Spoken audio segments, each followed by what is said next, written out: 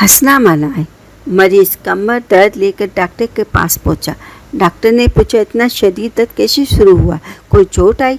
मरीज बोला, मैं मोबाइल फ़ोन सर्विस सेंटर पर रात भर ड्यूटी काट कर सुबह सहरी के वक्त घर पहुंचा। कुछ मशकूक आवाज़ें सुनाई दी। मुझे शक हुआ।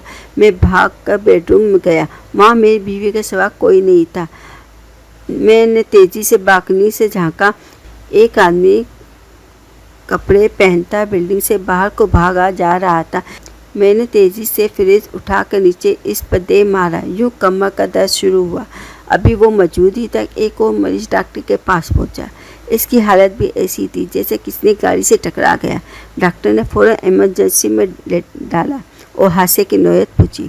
मरीज बोला, सुबह दफ्तर वक्त से पहले पहुंचा था। जूँ ही सहरी के वक्त भागम भाग उल्टे सीधे कपड़े पहन कर अपार्टमेंट से बाहर निकला ही तक न जाने कहाँ से मेरे ऊपर एक फ्रिज आ गिरा। डॉक्टर भी परेशान हो रहा था। एक और मरीज जो इंतहाई भयानक हालत में था पहुंचा। डॉक्टर ने पूछा, क्या हुआ?